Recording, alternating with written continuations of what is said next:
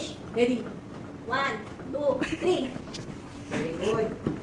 Hello, little family! Welcome to our vlog! For today's video, samahan nyo naman ako mag-training for first aid. Required ng DOLE na every company must have first aiders or yung marunong sa first aid. And as an HR officer or personnel, tayo talaga madalas yung pinapadala ng company para mag-training ng ganito. At sino pa nga bang makakasama ko kundi ang aking one and only assistant na si Janine.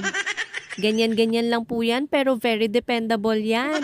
7 AM kami nagkita dito sa office tapos nag-book lang kami ng Grab papunta dun sa training center. To be honest, medyo kinakabahan ako pero mas lamang yung excitement. May idea and experience naman ako sa first aid before. Yun nga lang, sa katagalan na rin ng panahon, syempre nakalimutan ko na. 2013 pa kasi ako graduate kaya imagine kung gaano katagal na talaga yung experience ko dito sa first aid. Buti na lang din talaga na isa ako sa mga napiling mag-training nito kasi malaking bagay talaga siya, hindi lang sa company namin kundi sa personal life ko din. Syempre may little Leah tayo tapos yung mga parents and in-laws ko medyo matatanda at may nararamdaman na rin.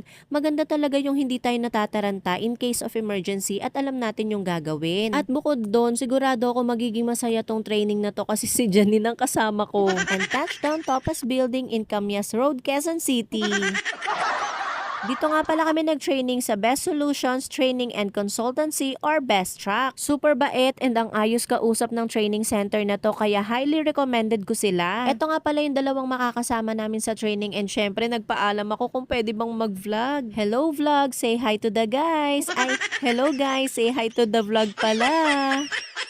Dito nga pala sa Best Track, included na yung meal namin for the whole training. May coffee corner sila dyan, pwede kang magtimpla whenever you want and of course ang ating drinking water. Dito naman yung ating morning snacks and candies. Tapos syempre included na rin dito yung mga gagamitin natin para sa first aid training. Ganito naman yung setup ng room namin since 4 lang kami, hindi na masyadong minaximize pa yung room pero fully air conditioned siya kaya magdala kayo ng jacket if ever. Ito naman yung pinamimigay nila upon arrival para sa training and seminar. O diba, hindi pa nag-uumpisa, may mauuwi ka na. So ayan, start na tayo ng training. Game on na tayo pero ewan ko ba dito sa katabi ko, hindi mapakali sa buhok ko din.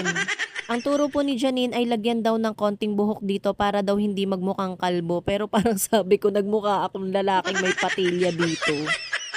So sa start ng seminar, pinapakita muna sa amin yung iba't ibang klase ng injuries, wounds, scenarios na pwede namin ma-encounter as first aiders at kung ano nga ba ang mga dapat namin gawin. Gusto ko yung style nila dito kasi critical thinking talaga siya as in iisipin mo yung scenarios tapos pipiliin mo kung ano yung pinaka-suitable at best na kailangan mong gawin. At ang isa ko pang nagustuhan dito, pwede kang kumain during the first part ng seminar kasi kailangan mo talaga ng energy mamaya.